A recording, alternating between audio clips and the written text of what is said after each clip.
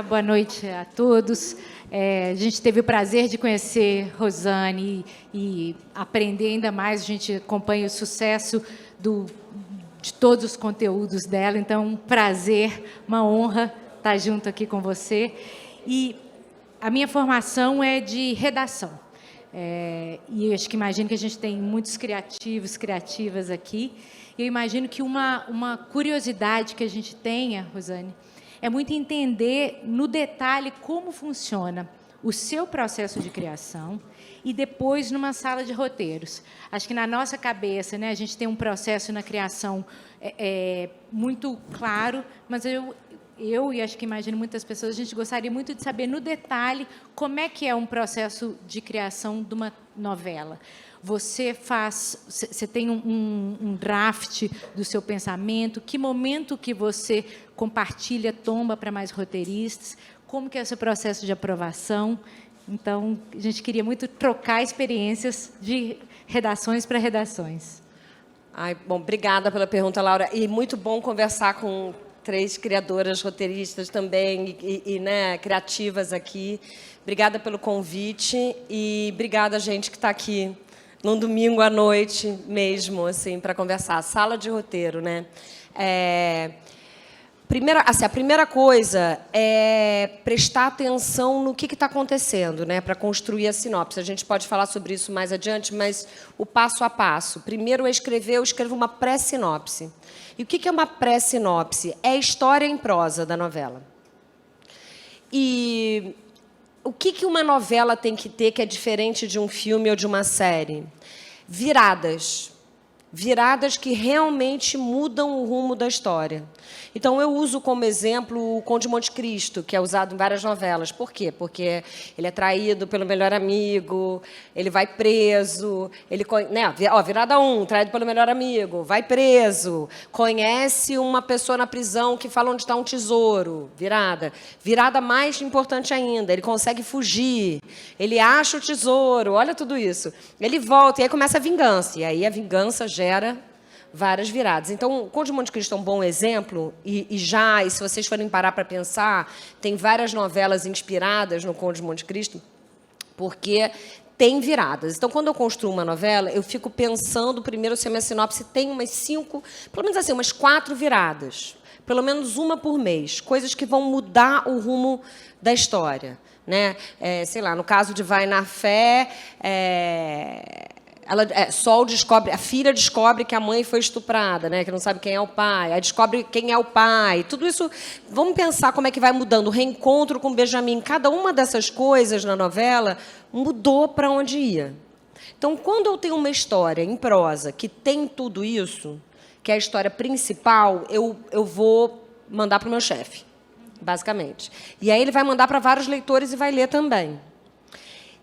Eu geralmente só mando a pré-sinopse, porque uma sinopse tem umas 70 páginas. E uma pré-sinopse pode ter de 15 a 20, porque é só a história principal. Então, se já não gostar da história principal, aí eu não vou me dar o trabalho, sabe? Isso eu aprendi com a vida. Eu não vou me dar o trabalho, porque eu já escrevi 70 páginas, bloco, e aí não é aprovado. E aí é muito tempo da vida, né? E eu já recebi, para cada sim, eu já recebi muitos nãos. Então, por exemplo, principalmente entre Totalmente Demais e Bom Sucesso, tem várias sinopses e blocos na gaveta, assim, que não foram aprovados. Na época, o chefe era o Silvio. Agora, meu chefe é o Vilamarim. E aí, hoje, eu mandaria para o Vilamarim. Aí, ele aprova. E aí, eu vou e escrevo uma sinopse completa, que é uma sinopse que quase ninguém vai receber. Porque essa sinopse completa tem início, meio e até um fim. E aí eu vou ter personagens secundários, eu vou ter histórias paralelas, porque tem que ter história paralela. Porque se 6 capítulos vão ao ar por semana, 6 capítulos são escritos por semana. E 6 capítulos são produzidos por semana. Então, se não tiver sets paralelos, é impossível produzir. E aí eu faço tudo isso. E aí, como é que é a regra? Uma novela, uma novela vai ter essa novela teve 179 capítulos. E a empresa quer ter certeza que aquela história está sendo contada com um ponto de vista, que tem uma autoralidade ali, que tem um... Então, para isso, eu escrevo 2 blocos sozinha. O que são 2 blocos? 12 capítulos. No caso de Vai na Fé, eu escrevi 3, porque agora passou para 2, mas na época era 3. 3 blocos, que são 18 capítulos, sozinha. Como é que eu faço isso? Com uma pesquisadora. E eu tenho mais tempo para fazer esses blocos. Então, eu tenho mais tempo de ter escuta, que, para mim, é chave de todo o processo. De conversar com pessoas, conversar com famílias que são parecidas, assim, que... Na pesquisa, eu faço, geralmente, a pré-pesquisa, eu geralmente faço a pesquisa sozinha. Vou ligando, perguntando, conversando. Então, eu liguei para alguns professores de universidade, pedi para falar com alunos, bolsistas, pedi para falar... E eu, com advogados, fui atrás de em igreja, tudo isso para fazer aquela primeira sinopse. Quando entra a pesquisadora, ela abre esse leque, a Paula Teixeira. Ela me apresenta, por exemplo, a famílias multigeracionais de mulheres cristãs da área onde eu quero retratar a novela, sabe? Várias. E aí você senta para conversar e anota, e pensa. Então, existe esse tempo. Quando entra equipe, eu procuro ter uma sala de roteiro bem diversa. Eu lembro muito daquele conto do Borges, porque seria impossível dar conta de todos os personagens, de ter todas as vozes, que é aquele conto do Borges que ele contrata um cartógrafo para fazer um mapa do reino, o rei, né? E aí vem o primeiro mapa e ele fala, mas esse mapa não está perfeito. Por quê? Porque faltam as casas. Aí ele coloca as casas, faltam as árvores, faltam as pessoas. E, no final, o mapa vira do tamanho do reino, né? Então, é impossível. E nós, como roteiristas, a gente precisa construir pontos de empatia com os personagens e com outras realidades. Porém, eu acho que quanto mais a gente buscar ter uma sala de roteiro representativa, e eu não vou falar nem do aspecto ético, moral, necessário, mas eu acho que, realmente, do ponto de vista da obra, essa obra será melhor.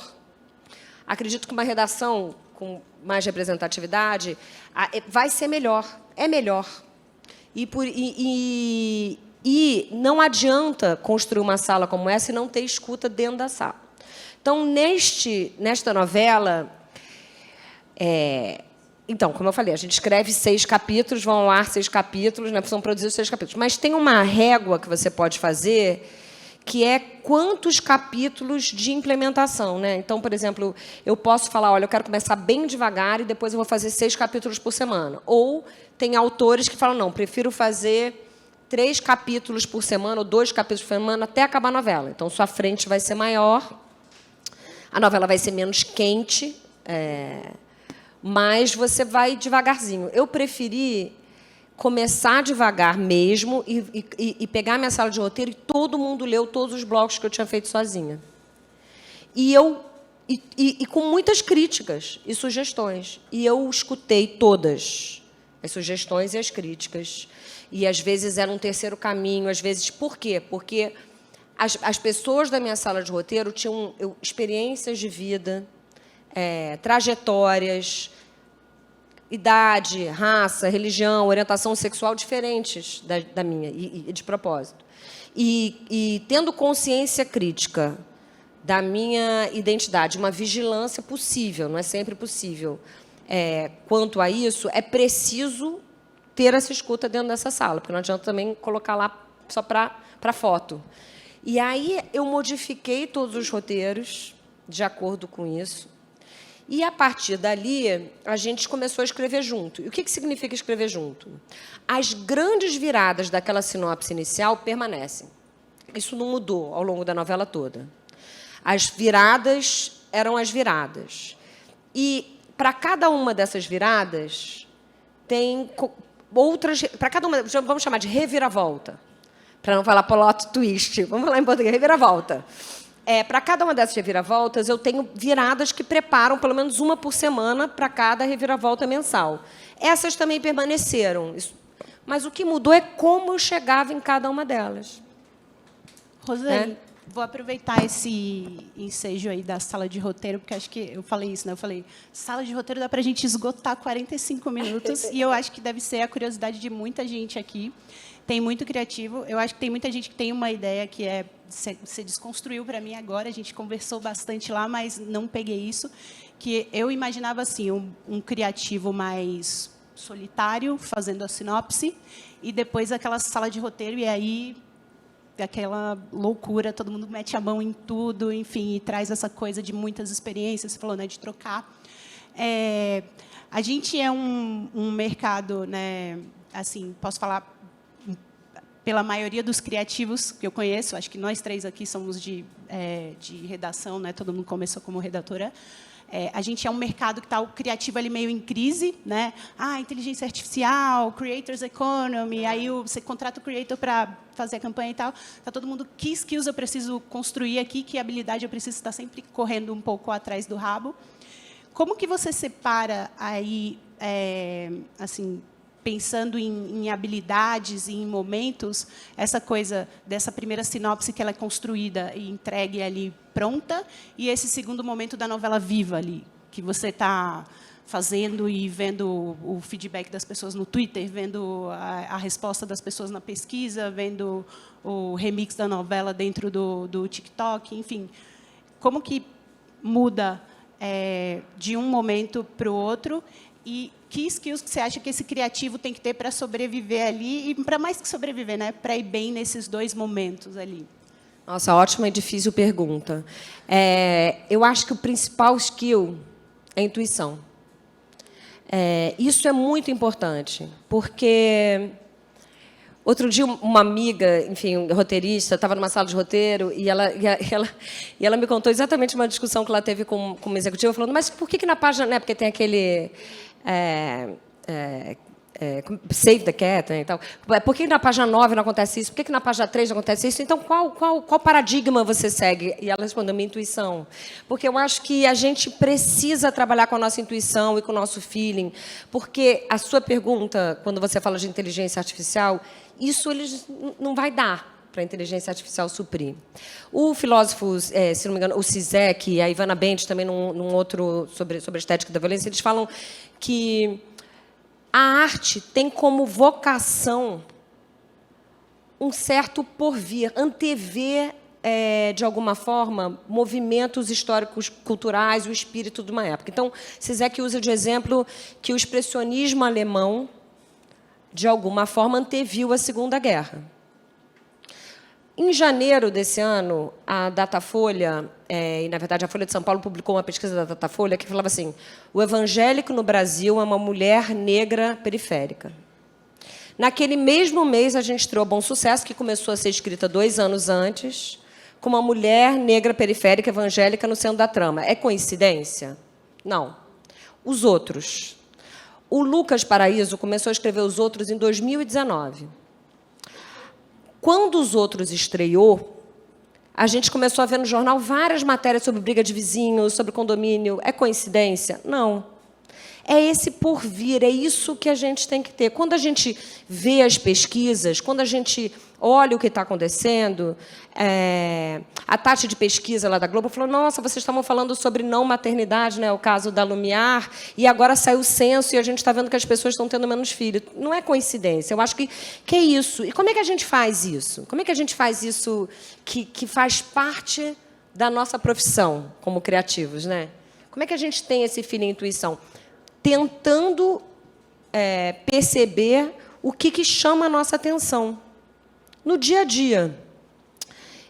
Tem um livro do Doc Comparato, né, que chama sobre roteiro, Manual do Roteiro e tal. E ele tem uma hora que ele classifica as ideias. E eu peguei esse capítulo e, quando eu dou aula, eu sempre dou de dever de casa para os meus alunos e faço também. Porque ele classifica assim, ideia lida, ideia que você leu e teve uma ideia. Ideia ouvida, alguém conta uma história. Né? Ideia da memória, ideia vivida. Ele vai fazendo isso e aí eu pedi para os meus alunos me trazerem uma dessas ideias por aula.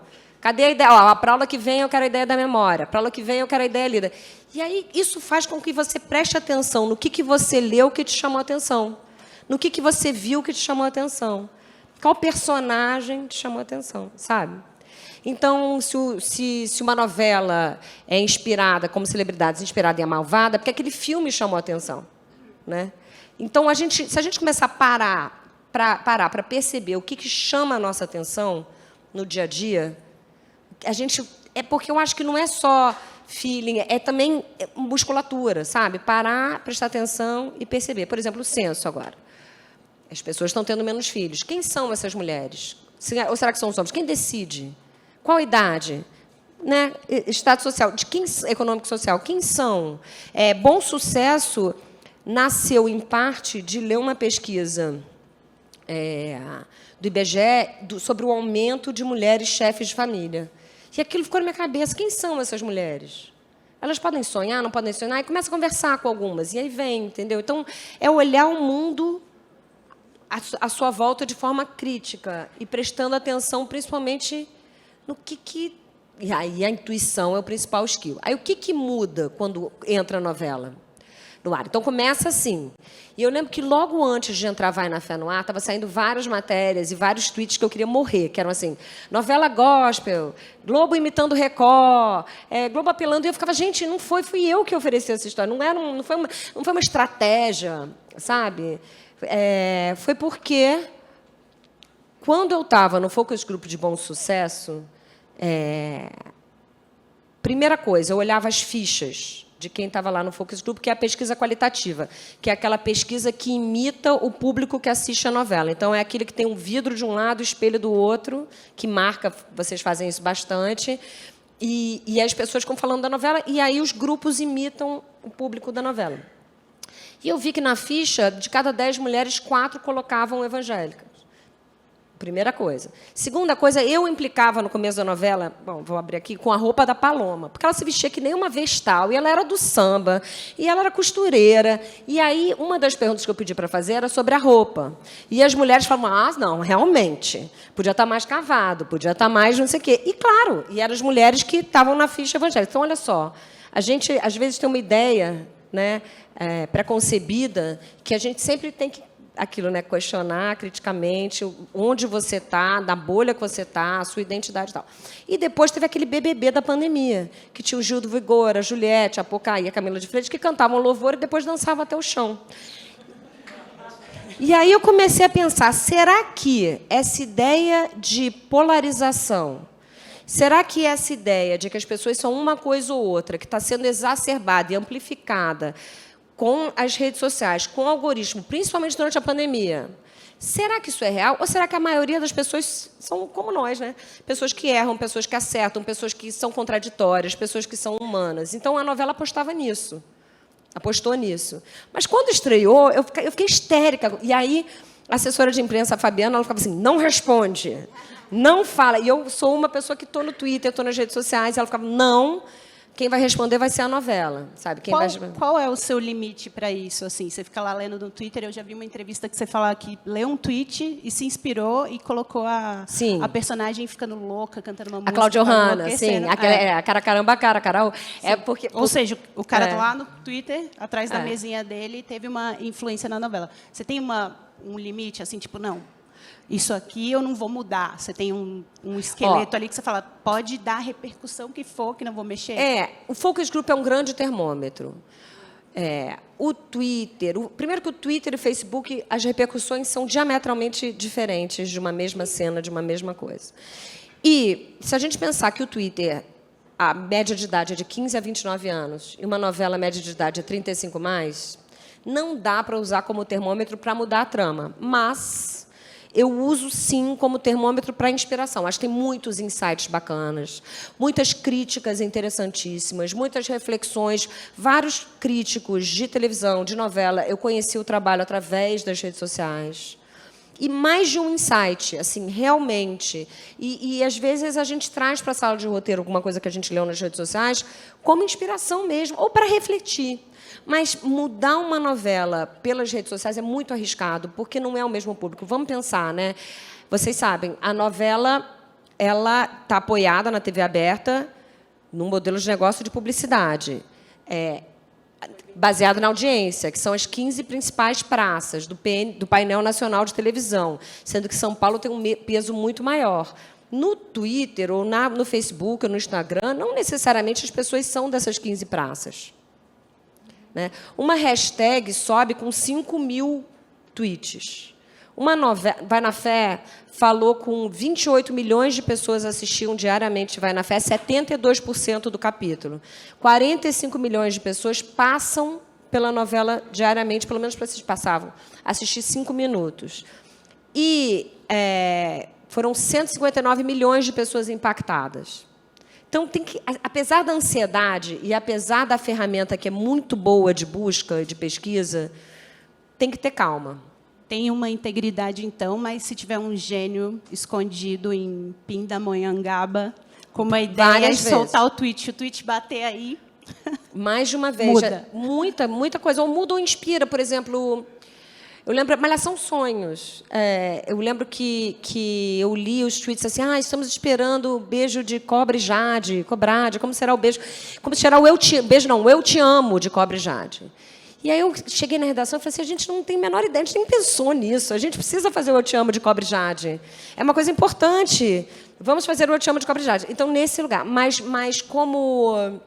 Para mudar a trama, não. Para inspirar, trazer ideias, sim. Para mudar a trama, tem que ter cuidado. É óbvio que tem uma força. A imprensa se pauta muitas vezes nas redes sociais, e isso pode ter uma repercussão na novela grande. Existem críticas muito interessantes, tudo muito legal, mas a capilaridade de uma novela e a audiência de uma novela, que é massiva, não espelha a audiência das redes sociais. Rosane, eu queria falar exatamente sobre isso, que Vai na Fé foi um fenômeno, principalmente porque a gente conseguia acompanhar a novela na tela, na TV, e a gente conseguia acompanhar nas redes sociais. Então, eu trouxe alguns números aqui que a gente até discutiu lá dentro, que assim me deixaram muito impressionada, que a hashtag Vai na Fé teve 3,3 bilhões de visualizações de TikTok. É incrível isso. Sucesso. E o trecho de novela mais visto no perfil da Globo no TikTok foi um trecho de Vai na Fé com 19 milhões de visualizações. E aí você tem um conceito que você traz em algumas entrevistas, você traz na tua fala, que é esse fenômeno chamado deslizamento de conteúdo, que é quando esse conteúdo ele sai ali do roteiro, da narrativa, da história, e ele vai para as redes sociais. Tem uma cena que a gente até falou, que é a cena do Theo e do Rafa, com a música do Cazuza, que eu não consegui acompanhar a novela, mas essa cena chegou para mim no TikTok e marcou muito, e marcou também como as pessoas elas falavam sobre essa cena e como eles dialogavam, principalmente os jovens. Eu acho que Vai na Fé é um sucesso porque ele chegou num lugar onde a novela não estava chegando ainda. Eu queria que você falasse um pouco mais sobre esse fenômeno de deslizamento de conteúdo. E eu queria saber se, quando vocês estão ali no labor de escrever o roteiro, de fazer o roteiro, vocês já pensam no que é que pode ir para as redes sociais, no que é que já pode gerar um assunto, ou isso acontece de uma forma muito orgânica, muito natural, ou se vocês realmente trabalham fazendo meme? Nossa, obrigada pela pergunta, mas é quase tudo ao mesmo tempo agora, né? Primeiro, assim, o que é televisão? Televisão é aquele aparelho da sala de jantar? Não. Televisão é só o conteúdo? Também não. Televisão também é uma série de práticas, é um pacto entre os produtores de conteúdo e o público. São várias camadas, né? E aí, por que eu estou falando tudo isso? Porque será que a gente continua chamando de televisão um trecho da novela que alguém assiste no celular, no TikTok? E aí, por isso que eu falo em deslizamento, né? Nessa circulação desse conteúdo que muitas vezes se modifica. Por exemplo, um clipe de fã é feito por um fã de um casal, numa outra rede social, né? Isso também é novela. Então, é muito. Mas aí, como é que eu fecho isso? Minha resposta é: faz parte da nossa cultura. Novela faz parte da nossa cultura. A Imaculata, da USP, a professora, ela me falou uma vez uma coisa que eu achei... Ela falou assim, muita gente vem para mim e fala assim, eu assisti a novela quando era criança, mas não assisto mais. Ela falou, bom, já faz parte da sua cultura. Já faz parte de quem você é. Né? Tem um autor que eu sempre cito, quando você falou, você defende a novela, eu defendo a novela, porque tem um autor que eu sempre cito, que é o Martim Barbeiro, colombiano. E o que ele fala? Ele fala da matriz popular da telenovela, que é uma narrativa latino-americana que inverte o fluxo transnacional de conteúdo, então, totalmente já está em mais de, 120 territórios. E território é a África francofônica, é mais de um país. Então, inverte esse fluxo, vai para o mundo. E, no entanto, é uma história muito brasileira e faz parte da nossa cultura. E ele fala que, muitas vezes, a novela é vista como um produto menor ou menos sofisticado pela matriz popular, vista como comunicação e não cultura pela matriz popular. E aí, vindo no avião com o João Assis, falando, né, que ele estava falando aqui de uma mesa agora sobre trap, hip hop e tal, assim, olha que interessante, será que tudo que não é de matriz popular não é visto, e o Martim Barbeiro fala isso, eu concordo, como algo menor? Seja o funk, seja o samba num certo momento, seja o sertanejo, seja o gospel, seja o grafite. E olha só como faz diferença tratar isso com respeito, como na novela Vai na Fé, e como isso explode, porque é de matriz popular e faz parte da nossa cultura, né? Então, eu pego esse arcabouço da cultura porque eu acho que, mesmo que alguém você só viu aquele trechinho da novela no TikTok, aquela cena com a música do Cazuza, isso prova esses 3,3 bilhões, né, nessas hashtags, esses 19 milhões que viram esse trechinho, continua fazendo parte da cultura. Vai ser monetizado? Como vai ser monetizado? Eu não sei, mas isso tem um valor muito grande. E aí eu acho que é do escopo do trabalho dos executivos e das corporações assim, perceberem essa força, entenderem como isso pode e deve chegar nas pessoas, né? Como, né? Mais uma vez, a mesa de música, porque tem tão a ver, né? Também a gente estava se falando sobre isso, como chegar nas pessoas, como circular a música, como dar valor à música, as novelas também. Então, isso não o que eu preciso fazer é contar histórias e refletir sobre isso, mas acreditando que é uma força grande que pode deslizar para qualquer tela, janela, né? E circular dessa forma. Uma telenovela.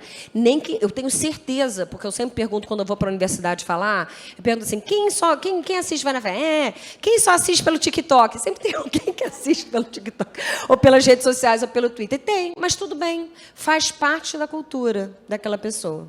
E, enquanto fizer parte da cultura, vai ser relevante, sabe? E vai ser relevante para o Brasil. E vai ser relevante para a gente enquanto nação. E eu gosto de falar que uma novela não fala para um grupo, ou para um governo, ou para uma religião. Uma novela fala para uma nação, porque faz parte... Eu estou falando isso 40 mil vezes, mas é porque eu defendo muito. Faz parte da nossa cultura. A gente precisa entender isso, né? E aí tem uma coisa que eu acho muito interessante, que assim, a primeira novela de 1950, do Walter Foster, chamava Sua Vida Me Pertence. E ele era ator, ele também era autor, ele era de um tudo. E essa novela parou o país. Como? Com um beijo na boca, na sala de jantar. As pessoas tinham um beijo na boca no escurinho do cinema, mas não tinham um beijo na boca na sala de jantar. Por que esse beijo na boca na sala de jantar parou o país? Porque, enfim, foi um escândalo, mas também era o que as pessoas queriam falar, discutir, debater. Tanto que foi esse beijo na boca que fez a novela ter um boca a boca e ser relevante o suficiente para que outras fossem produzidas. Ela estava falando para aquele momento, para o espírito daquele momento, né? Ou para o ethos daquele momento. E, se a gente for pensar que, em 1950, o escândalo foi um beijo na boca, e hoje um beijo na boca tem qualquer capítulo de novela, a gente percebe que a novela se transformou junto com a sociedade. E aí... Tem uma frase, a Eneida Nogueira, que eu entrevistei para o doutorado, e que foi diretora de pesquisa da Globo durante muitos e muitos anos, para mim, uma gênia, ela falou uma frase que eu acho muito boa, que é assim, quem assiste quem? É a sociedade que assiste a televisão ou a televisão que assiste a sociedade e se adapta e se transforma? Então, enquanto isso acontecer, e do ponto de vista de criação, eu faço isso o tempo todo. Mas, quando eu falo de executivos e corporações, é porque também preciso observar qual é a rotina dessa sociedade. Por que a novela das 6 não começa às 6? Porque a televisão observou a sociedade e viu que ninguém chegava em casa para ver nada às 6 da tarde. Então, tudo isso faz parte de como esse deslizamento vai acontecer. E, por exemplo, a gente está observando agora uma experiência empírica em vários streamings de telenovela. São curtas, são longas, é de 5 em 5 capítulos, né, que publica, é de 10 em 10? Não sei. Eu estou olhando, eu estou querendo fazer um artigo sobre isso. Eu estou observando e achando muito interessante essas tentativas, né? E E é interessante perceber, não sei quem leu, mas eu aconselho, a Bela Bajaria, né, que é a diretora de conteúdo internacional da Netflix, ela deu uma entrevista que está aberta para New Yorker, aquela revista. Tem até traduzido para português, eu acho já. E que ela fala que ela usa de exemplo, quando ela pensa em conteúdo para o mundo, o núcleo latino-americano, ela está se referindo ao México, o núcleo latino-americano de telenovelas, porque são os conteúdos que mais viajam. Interessante, né? Então, eu acho que, ao contrário da gente achar que é uma coisa menos sofisticada ou menor, assim como outros conteúdos de matriz popular, é o contrário. E eu acho que está mudando. Porque essa aqui é a minha tese, gente. Eu trouxe só um, porque eu não ia carregar e tudo, mas ele virou leitura, esse livro virou leitura obrigatória para entrar no doutorado da USP. E isso mostra... E por que isso me orgulha pessoalmente? Sim, muito. Eu fico tipo, nossa, eu fiquei pulando de alegria, liguei para minha mãe, tudo isso. Mas mostra o entendimento da força e da importância das telenovelas dentro da nossa cultura, pela academia. Eu já fui muita compós, que muito assim, não mesmo. Rosane, te ouvi falar assim, sobre o fazer novela, é muito exercício da observação. A gente entende que a grande motivação de se fazer novela é ver o que acontece na sociedade e como isso começa a ser costurado dentro de uma história. E eu acho que é muito emblemático você estar aqui falando de novela para um monte de publicitário, porque tem algo que Vai na Fé fez de uma forma genial e muito bacana, que foram os merchans. E eu acho que todo mundo também está um pouquinho curioso em entender como é que foram construídos esses merchans, qual era a relação que vocês, que os roteiristas, tinham com as marcas, tinham com os executivos, como é que foi possível colocar essas marcas dentro da trama, sem aparecer de forma gratuita, e flertar com a realidade, flertar com aquela história de uma forma muito orgânica, muito bacana, muito divertida, que muitos desses merchans viraram cases para a gente, assim, enquanto profissionais de propaganda. Eu queria que você falasse um pouquinho mais como foi essa construção ao decorrer da novela. Acho que a primeira coisa nessa novela, que foi um pouco diferente das outras, em todas as novelas eu trabalhei, quer dizer, não em Malhação, mas acho que Malhação Sonhos ele fez também, com o Yuri Lima, que era que estava até aqui, sabia? Mas ele teve que ir embora para pegar o avião. Eu encontrei com ele aqui. Ele trabalhava como roteirista comercial. Só que ele subiu, e aí ele coordena um grupo de roteiristas comerciais, então ele continuou acompanhando a novela. E aí, nessa novela, era a Belle Brum e a Ju Amorim que faziam essa parte de roteiro. Primeiro era só a Ju, aí a gente começou a ter muita demanda, e aí entrou a Belle também.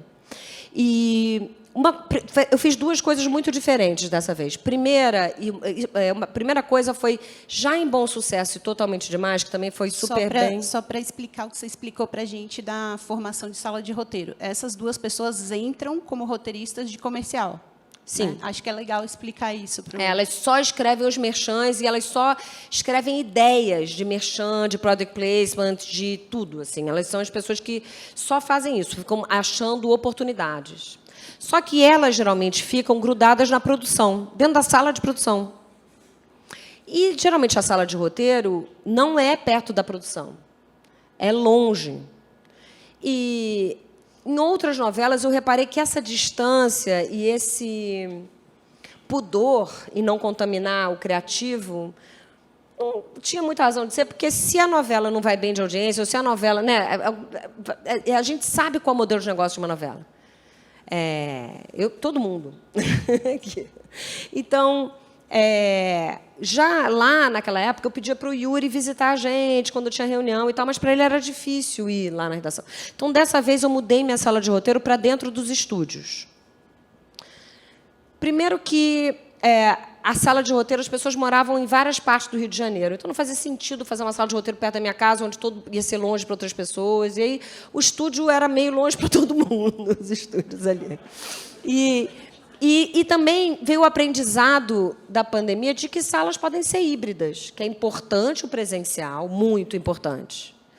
mas que também dá para fazer muita coisa online, quando você está, sei lá, abrindo cena, enfim. Então, a gente se reunia pelo menos 2 vezes lá nos estúdios. Então, primeira coisa, estar perto da produção, ver o que estava acontecendo, e visitar os estúdios. Os atores saberem quem é a equipe de roteiro, saberem quem escreve que cena. Isso também foi uma oportunidade de trazer para dentro da sala de roteiro esses roteiristas comerciais. E o que acontece quando você traz os roteiristas comerciais para dentro da sala de roteiro? Primeiro, reconhecimento do valor do trabalho, e isso é um valor grande no dia a dia.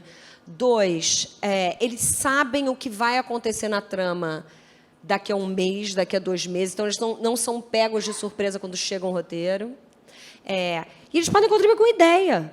Olha, a gente tem aqui uma oportunidade, o que você acha de um show, um pocket show da Sol? Porque a gente acha que a Nívia pode querer entrar. Sim, então, peraí. Aí a gente também pode preparar aquilo para não ser uma surpresa. É claro que a Nívia vai pagar aquele pocket show, mas ela não vai pagar, a gente vai pagar aquele pocket show, mas, digo, a gente pode fazer uma preparação para aquilo não acontecer do nada.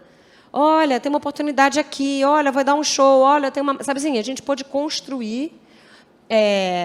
para os criativos, esses roteiristas comerciais, também foi mais legal, porque eles podiam oferecer mais coisa para a Nívia, e a gente também não ficava, o que a gente chama de Deus Ex Machina, sabe? De repente, uma coisa brotava ali, um show da Nívia, né? Então, a gente pôde construir todos os merchans de forma mais orgânica.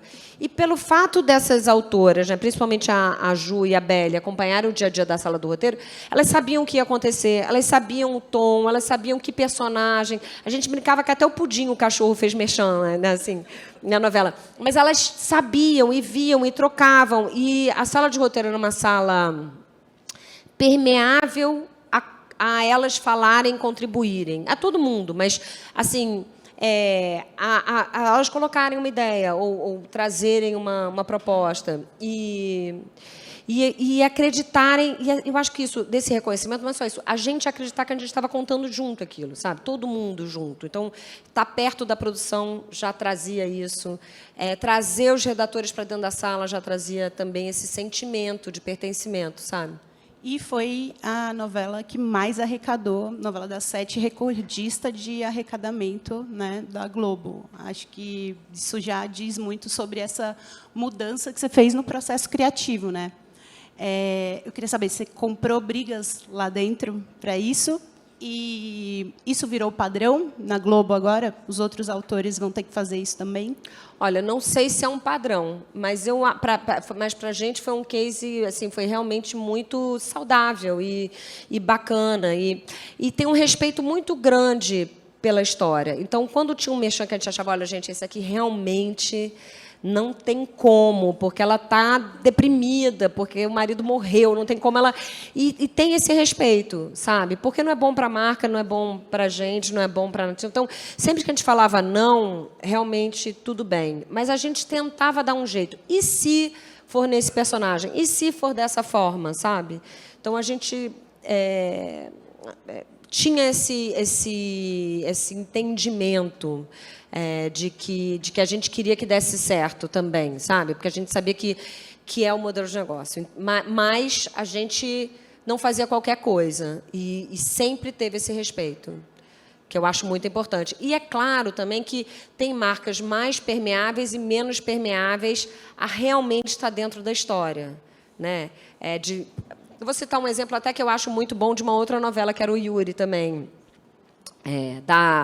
da Avon, né, em Totalmente Demais. O que era o problema da Avon? Que a Avon patrocinava a novela, então ela tinha direito a vários merchans, só que todas aquelas atrizes, Juliana Paz, Marina Rui Barbosa, elas tinham um contrato com outras marcas do mesmo ramo, sei lá, do mesmo segmento. E aí o Yuri teve uma ideia que ele trouxe para a gente para a sala de roteiro. Ele falou assim, gente, tive uma ideia. E se a gente botar no Humberto Martins, porque como ele testando o rímel, porque como ele é dono da empresa Bastille, que é concorrente da Avon, ele quer testar para ver se é bom. E foi um sucesso esse merchan, sabe, em todos os sentidos. Então, mas também a Avon topou ter o Humberto Martins, assim, fazendo a propaganda do rímel, mas ficou muito legal, assim, e E depois eles quiseram até fazer outro com batom, sabe? A gente foi indo e era uma cena super séria. Você falou, é séria. Era claro, era um tom, mas ele falou, não, é muito importante. Ele ensinava isso para o Felipe Simas e tal, e eles... E foi bom. Então, é uma marca que deixou isso acontecer. A Coca-Cola, eu lembro que, quando eu fiz Malhação Sonhos, a gente teve um concurso de arroto, que é a Coca-Cola. Né? Então, não é toda marca que vai entrar, sabe, brincar. E a gente sempre... Mas a gente, na redação, quando vem o merchan, quando vem a ideia, quando sugere a ideia, a gente sempre tenta ir no limite ali, sabe? Vou dar uma virada aqui para perguntar uma coisa que não foi falada. Você falou de intuição, você falou do funcionamento ali da sala de roteiro, falou de ter vivências diversas ali. A gente, como indústria de propaganda, a gente vive uma crise de retenção de talento, né? A gente está sempre se perguntando, a gente tem um passado em recuperação, digamos assim, né? Estão me gravando, de práticas tóxicas de mercado. Como é que você olha para isso dentro do... Você tem uma coisa de marcar as pessoas, né? Que eu nunca vi outro autor fazendo. Então, você vai lá no Instagram, quando tem um recorde, quando tem um reconhecimento, e você coloca as arrobas dos seus roteiristas lá, né? Acho que é um reconhecimento público incrível.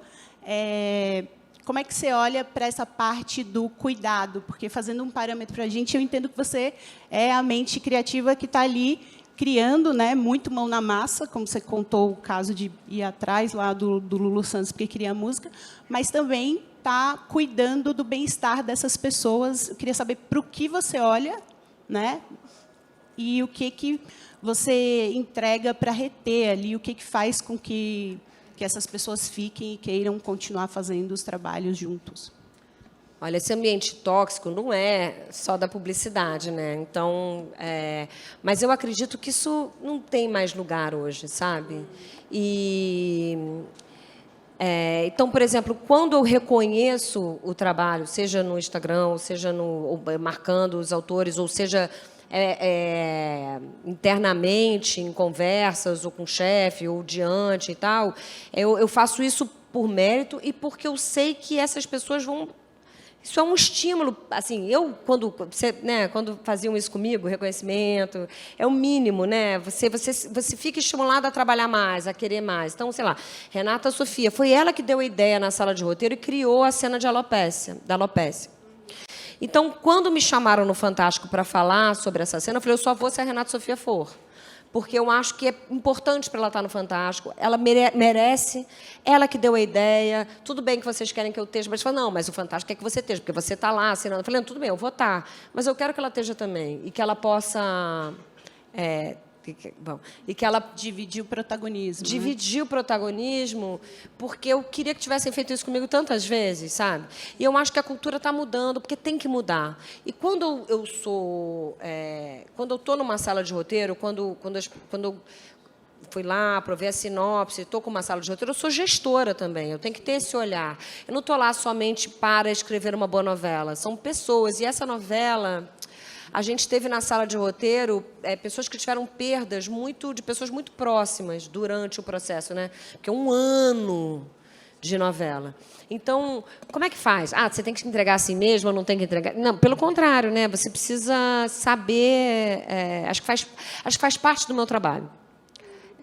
Gestão de pessoas, e conversar com as pessoas, e cuidado. E eu acho que, hoje em dia, não dá mais. E o trabalho fica melhor.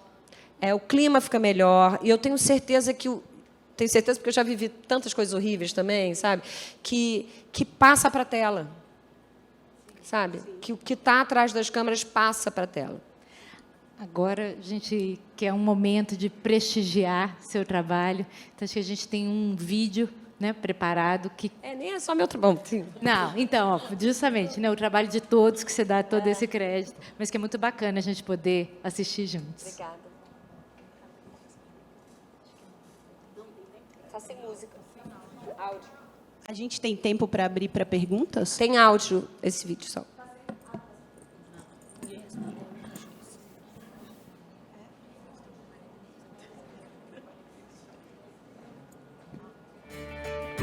Eu amo você, meu filho. Me perdoe por nunca ter lhe dito isso.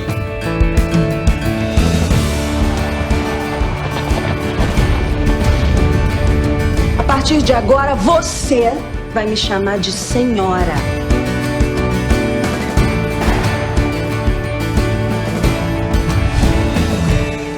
Alguém já beijou essa boca?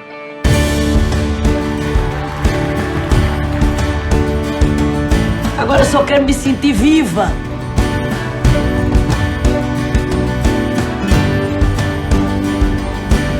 A gente ainda vai se cruzar. Pode saber que vai. Vamos viver o resto das nossas vidas juntos.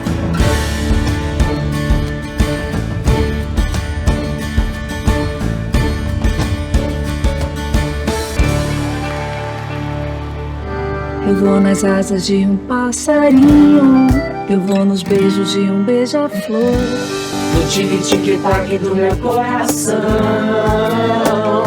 renascerá.